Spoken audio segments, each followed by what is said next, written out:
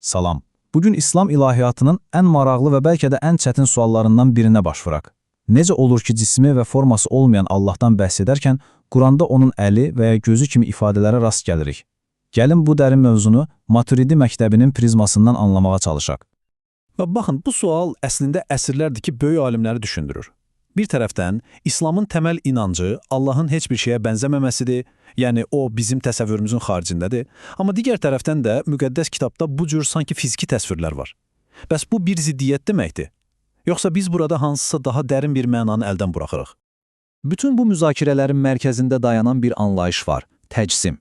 Yəni Allahı insan kimi, fiziki orqanları olan bir varlıq kimi təsəvvür etmək.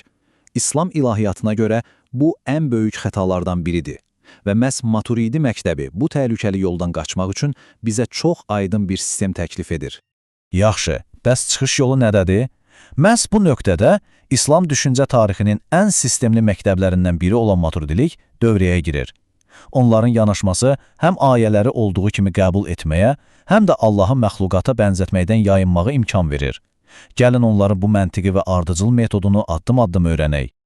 Yaxşı, planımız nədir? Əvvəlcə ümumi məsələni və maturidilərin əsas prinsipini anlayacağıq. Sonra konkret misallara keçəcəyik. Əl və göz ifadələri. Daha sonra biraz da mürəkkəbləşdirib, üz və əriş məsələlərinə baxacağıq. İlahi gəliş anlayışını müzakirə etdikdən sonra isə bütün bunların arxasında dayanan böyük fəlsəfəni, yəni məcazın gücünü aydınlaşdıracağıq. Elə isə başlayaq. Maturidi yanaşmasının təməlində, özəyində dayanan o əsas prinsip nədir? Onlar bu qədər həssas bir mövzuya hansı fundamental qayda ilə yanaşırlar? Onların metodu əslində çox sadə, amma bir o qədər də dərin iki addımdan ibarətdir. Birinci addım, ayəni təsdiq et. Yəni, bu Allahın kəlamıdır, biz bunu qəbul edirik, qətiyyən inkar etmirik. İkinci və ən həlledici addım isə məcazi yozun vermək, yəni təvil etmək. Bu o deməkdir ki, sözün hərfi fiziki mənasında ilişib qalmırıq, onun işarə etdiyi uca ilahi mənanı anlamağa çalışırıq. Bax, bu metod həm imanı qoruyur, həm də məntiqi ziddiyyətdən çıxış yolu göstərir. Yaxşı, nəzəriyyə aydındır. Bəs gəlin görək real həyatda, ayələrdə bu necə işləyir? Elə ən məşhur nümunələrdən başlayaq. Allahın əli ifadəsi. Məsələn, Quranda Peyğəmbərə beyət edən sahabələr haqqında belə deyilir. Allahın əli onların əllərinin üstündədir. İlk baxışda adamın ağlına fiziki bir təmas, bir üstünlük gəlir, elə deyilmi? Bax, Maturidi metodu məhz burada işə düşür. Fiziki bir əl tərənnüm edən hərfi məna dərhal rədd edilir. Çünki bu, Allahı yaradılmışlara bənzətmək olar. Bunun əvəzində qəbul edilən məna tamamilə fərqlidir. Buradakı əl Allahın qüdrətidir, dəstəyidir, himayəsidir. Yəni, ayənin mənası budur. Allahın qüdrəti və dəstəyi sizinlədir. Fərq həqiqətən də çox böyükdür. Eynilə bu məntiq göz ifadəsinə də aiddir. Quranda Nuh Peyğəmbərə gəmi düzəltməsi əmr olunarkən deyilir, sən bizim gözlərimizin önündə gəmini düzəlt.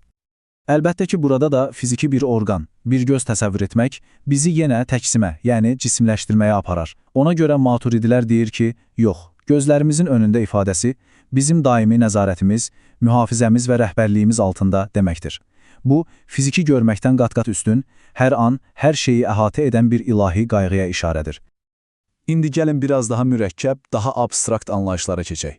Bu prinsip təkcə bədən üzvlərinə yox, məsələn, Allahın üzü və onun ərşə istiva etməsi kimi ifadələrə də aiddir. Quranda buyurulur ki, yer üzündəki hər şey keçicidir, məhv olacaq, ancaq əzəmət və kərəm sahibi olan Rəbbinin üzü qalacaqdır. Hər kəsin ağlına gələn ilk sual budur, bu üz nə deməkdir? Təbii ki, söhbət bizim bildiyimiz fiziki bir üzdən getmir. Maturidi alimlər izah edir ki, burada üz sözü Allahın öz varlığına, yəni zatına işarə edir. Ayənin mənası budur. Hər şey fani olduğu halda, yalnız Allahın öz varlığı əbədi və daimi olaraq qalacaq. Deməli, üz onun əbədi mövcudluğunun bir metaforasıdır. Bəlkə də ən çox mübahisə yaradan ifadələrdən biri də budur. Mərhəmətli Allah ərşə istiva etdi.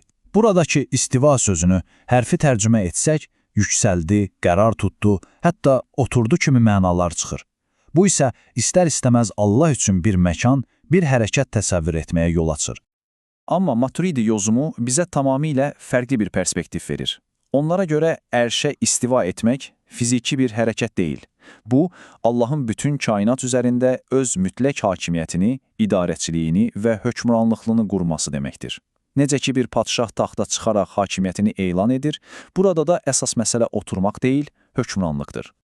İndi isə gəlin bir başqa vacib nümunəyə, Allahın gəlməsi ifadəsinə baxaq. Bu, birbaşa hərəkət bildirən bir feil olduğu üçün xüsusilə maraqlıdır və məsələni daha da dərinləşdirir. Məsələn, Fəcr surəsində qiyamət günü təsvir edilərkən deyilir və sənin Rəbbin gəldi.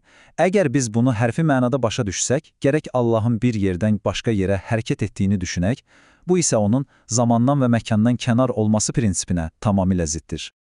Bəs Maturidilər bunu necə izah edir? Çox məntiqli bir şəkildə. Onlar deyirlər ki, burada gələn Allahın özü deyil, onun hökmünün, əmrinin, qüdrətinin və ya cəzasının təzahürüdür. Yəni, ilahi ədalət artıq özünü göstərir. Bu, qiyamət gününün dəhşətini və Allahın hökmünün qaşılmaz olduğunu ifadə edən çox güclü bir məcazdır.